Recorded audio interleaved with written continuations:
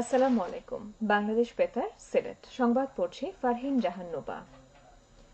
Bangladesh supreme কোর্টের প্রধান বিচারপতি ডক্টর সৈয়দ রেফাত আহমদ বলেছেন, জুলাই-আগস্টের ছাত্র জনতার অংশগ্রহণে সংগঠিত বিপ্লব সাংবিধানিক ও আইনের শাসনের প্রতি দেশের তরুণ প্রজন্মের ক্রমবর্ধমান প্রতিশ্রুতি ও সচেতনতার বিষয়টি আমাদের সামনে তুলে ধরেছে।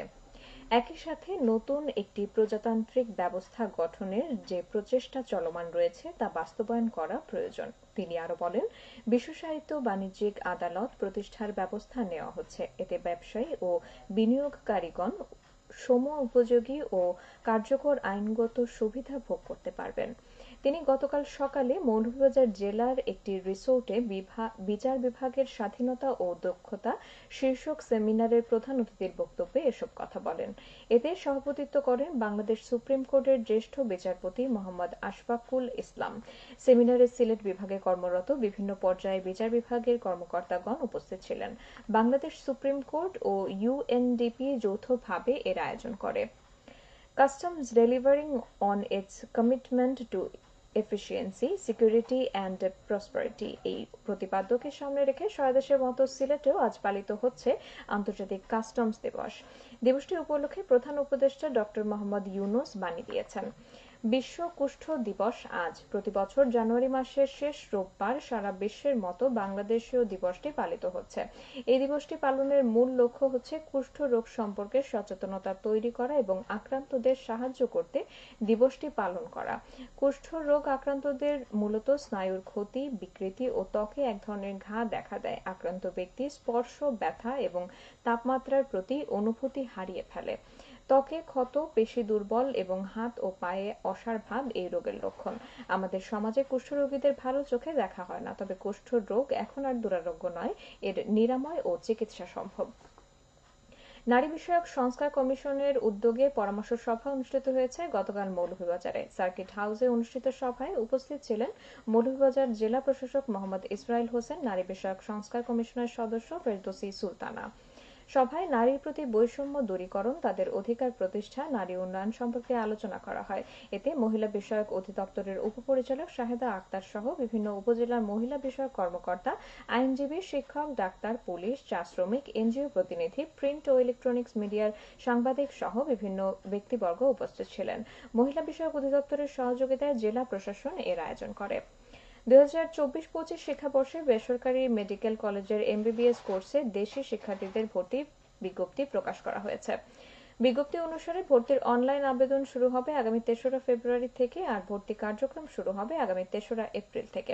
Bangladesh medical and dental council কর্তৃক প্রণীত এমবিবিএস বিডিএস কোর্সে শিক্ষার্থীদের ভর্তি নীতিমালা 2025 অনুযায়ী শিক্ষার্থীদের অনলাইনে নির্ধারিত ছকে আবেদন করতে বলা হয়েছে। এজন্য ফি নির্ধারণ করা হয়েছে 300 টাকা। দুস্থ ও অসহায় শীতার্ত পরিবারের মধ্যে শীতবস্ত্র বিতরণ করা হয়েছে মৌলভীবাজার কুলাউড়া উপজেলায়। গতকাল কুলাউড়া সরকারি কলেজ মাঠে উপজেলার 13টি ইউনিয়ন ও একটি পৌরসভায় 3000 পরিবারের নারী পুরুষকে শীতবস্ত্র এবং 655 জন শিশুদের শীতের পোশাক প্রদান করা হয়। এ সময় জনপ্রতিনিধি সহ গণ্যমান্য ব্যক্তিবর্গরা উপস্থিত ছিলেন। কুলাউড়া উপজেলা প্রবাসী জনকল্যাণ সোসাইটি ইউকে এর উদ্যোগ নেয়। শ্রীমঙ্গলের হাইলাউরের মাছের অভয়াশ্রম বাইক্কা বিল এখন বিভিন্ন প্রজাতির পাখির কিচিরমিচির শব্দে মুখরিত। প্রতি বছরের মতো এবারও বাইক্কা বিলে এসেছে পরিযায়ী পাখি সহ ঝাঁকে ঝাঁকে প্রজাতির অতিথি পাখি। প্রতিদিন সকাল থেকে সন্ধ্যা পর্যন্ত অতিথি পাখির কলরবে মুখর থাকে এই বিল। পাখিদের কিচিরমিচির ডাক, ছুটাছুটি, পানিতে ভেসে বেড়ানো, দল বেঁধে ডাঙায় বসে থাকা, আবার একসঙ্গে ডানা মেলে উড়ে যাওয়ার এমন নয়নাভিরাম দৃশ্য দেখতে দেশ বিদেশের অসংখ্য পর্যটক ও সৌন্দর্য পিপাসুরা ছুটে এসেছেন পাখির রাজ্য হাইল হাওরের বাইক্কা বিলে। এবছর বাইক্কা বিলে 38 প্রজাতির 7870টি জলচর পাখি এসেছে।